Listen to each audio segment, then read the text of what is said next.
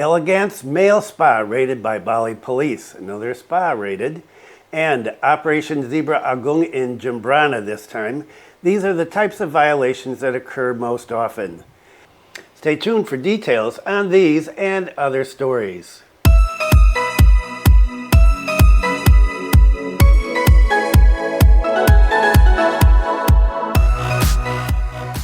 Selamat siang. Welcome to the latest news from Bali in Indonesia. This is November 2nd, 2024, and my name is Bruce. And what is the weather like today? Cooler, 29.7 degrees Celsius, the humidity 78%, and wind speed 4.8 kilometers per hour. And yesterday, just after I finished doing the video, we got this enormous storm here. It was so windy. Things were flying around on the balcony, rain everywhere. Had to close all the windows, and the windows were shaking because the wind was just so intense. And that went on for about an hour, and then it rained for, another hour or two afterwards. This morning, beautiful. And now it is very cloudy over to the south, and so expecting some rain today. So maybe the rainy season is here in Buleleng. Who knows? Okay, so let's get into it. And first we talk about the raid on the male spa. Elegantz male spa raided by police. Elegantz male spa raided by police. Police in Bali have raided and closed an all-male spa and sauna in Krobokan, located a short distance from the island's central prison. The Elegantz Spa in West Denpasar was raided by police at 7:10 on Monday, the 21st of October, so like a week ago, by a specialized police unit charged with law enforcement involving the protection of women and children. Police raided the spa under suspicion that the establishment was providing illegal same-sex prostitution services to the gay market. Prostitution of any sort is illegal under Indonesian law, but goes on everywhere. During the police raid, several employees were taken into temporary custody for further questioning, and a police line was installed, effectively closing the popular all-male spa. An unnamed UK national and an Indonesian male therapist were taken into custody, said by police to be naked at the time. Probably, embarrassing. The raid was led by Arung Wiratama from the Criminal Investigation Division of the Bali Police, with officers going from room to room while inspecting the spa. During the raid, police took 10 spa employees into custody, a few of whom were detained after questioning. Police also confiscated physical evidence from the spa during the raid. Remanded into police custody were the spa's manager and cashier. Police are still seeking to identify the owner of the spa. They don't know who owned it. A spokesman for the Bali police confirmed on Sunday that the raid had taken place and the case is still under official investigation.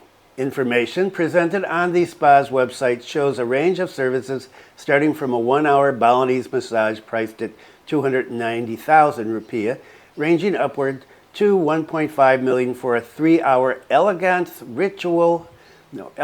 Royal VIP ritual. The website proclaims Elegantz Spa and Sauna is an exclusive men's health spa in Bali, offering luxurious 5-star treatments to soothe, calm, rejuvenate, and revitalize you. Adding, all our therapists are well trained to give you a mind-blowing treatment. Our sauna, I'm not making this up, our sauna is the only sauna in Bali, the biggest and finest men's only spa sauna.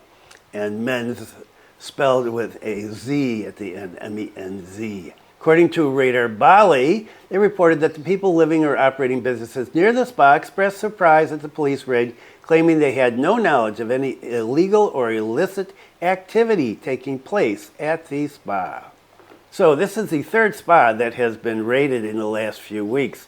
First two for suspected prostitution, and this one as well. I wonder what is behind all of these arrests suddenly at the spas. And what about traffic? Over the last week, while my wife has been on another island, I've been driving my granddaughter back and forth to school and to Les and to karate classes and to rock climbing classes. And I'll tell you, I don't drive much anymore because of some physical conditions, but People are nuts.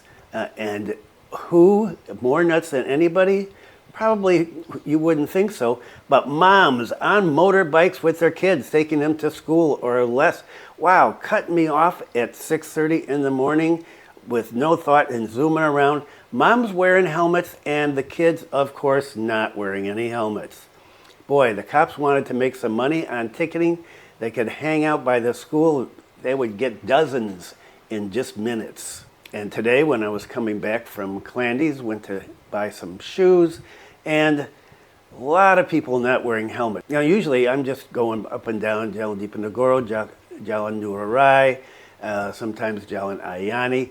Most of the people I see wearing helmets, but today I was out a little farther and there were a lot of people not wearing helmets, and of course, kids way underage driving motorbikes and not wearing helmets.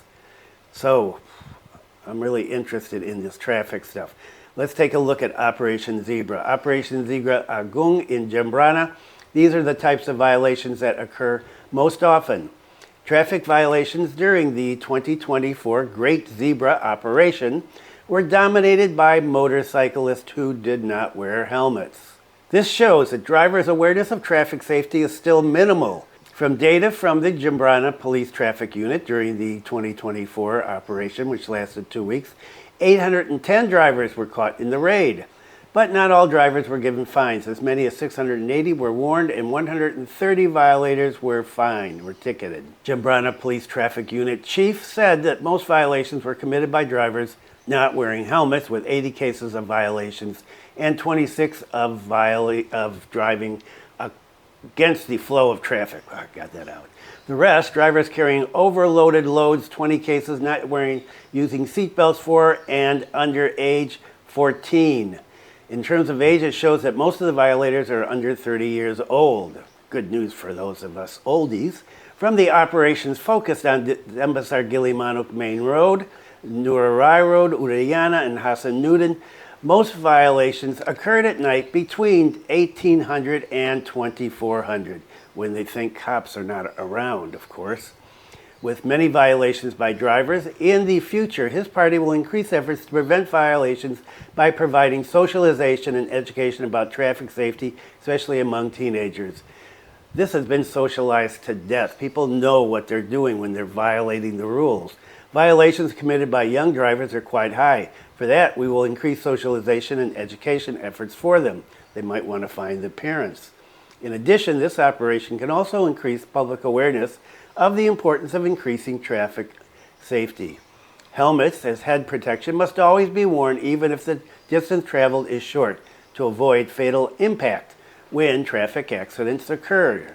So, not just the tourists that are violating the rules here, it is locals. And as this was said months and months ago by, I forget who, I think one of the chiefs of police in Bali, we have to set a good example. Well, not seeing a lot of good examples in the last few days. Okay, so that's it for traffic. We've done Tabanan, right, and Jembrana. Still waiting to see about Buleleng. Okay, and now some fire, because it has been very, very dry, and it looks like we're turning the road here, or turning the path, or turning the page into the wet season. But as far as I know, the fire is still burning up in Mount Agung. Thought to have been extinguished, turns out Mount Agung Protected Forest Area is burning. And I talked about this about a week ago. The Karangasem community was shocked by the fire in protected forest area on the slopes of Mount Agung that occurred on Tuesday night. From the video circulating, the flames were quite large and long. The fire on the slopes of Mount Agung occurred twice this month.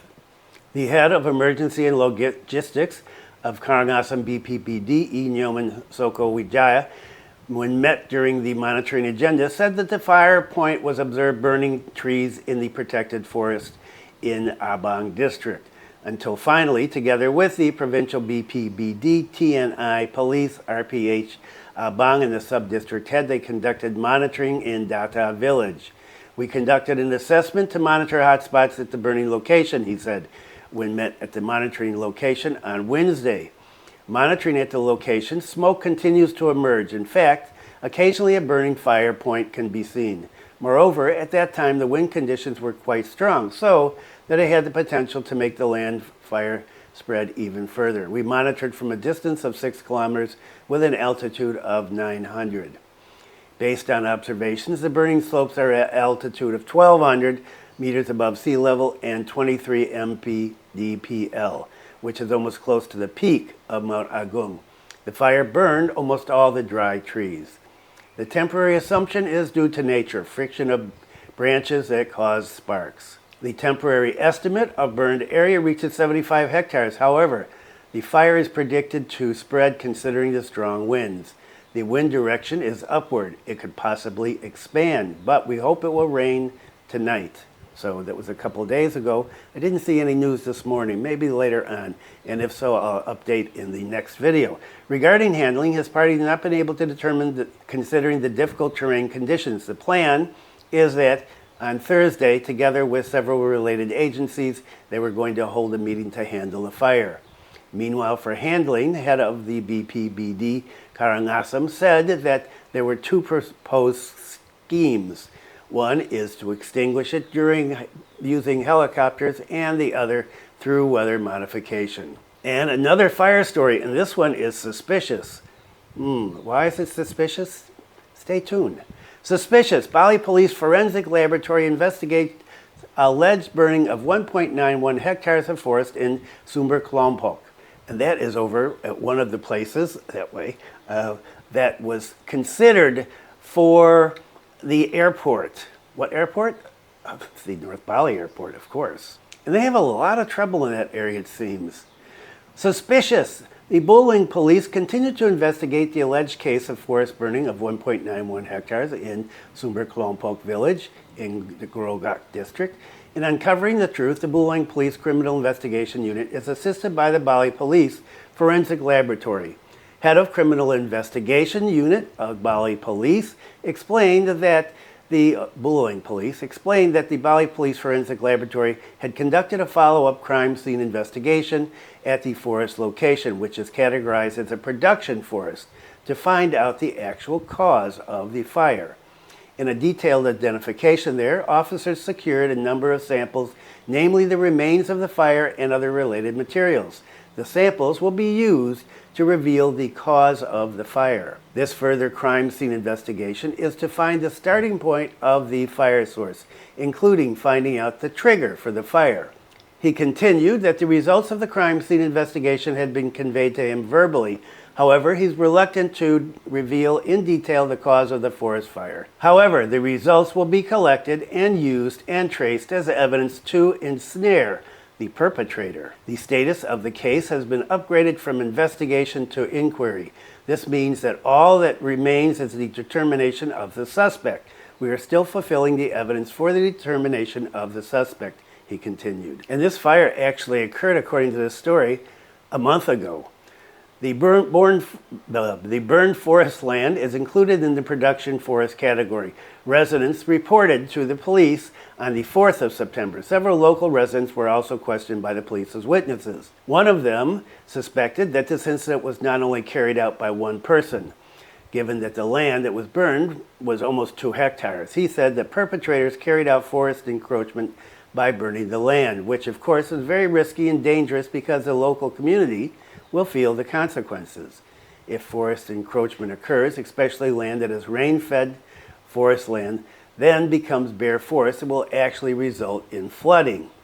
From residents' calculations, the loss reached 53 million rupiah because the commodities that were burned were planted, such as teak wood, agricultural crops, and animal feed. On Tuesday, the 17th, Buleleng police also questioned a party, namely K.A., who's a local resident. He is suspected of being the mastermind behind the fire. K.A. was summoned to confront the statement of witnesses who had been questioned beforehand.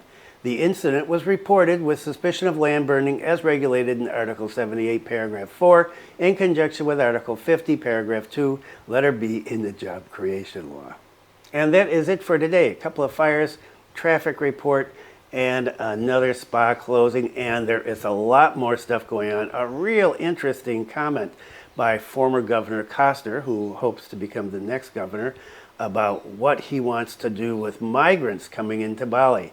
No, not really us, foreigners, but migrants from other islands. A pretty controversial statement, well, in my opinion. I'm going to talk about that in the next video, along with a number of other things. So, stay tuned. Thanks for viewing. Be kind to someone today. Stay safe, and I will see you maybe tomorrow. I'm trying to do this more often these days. Take care.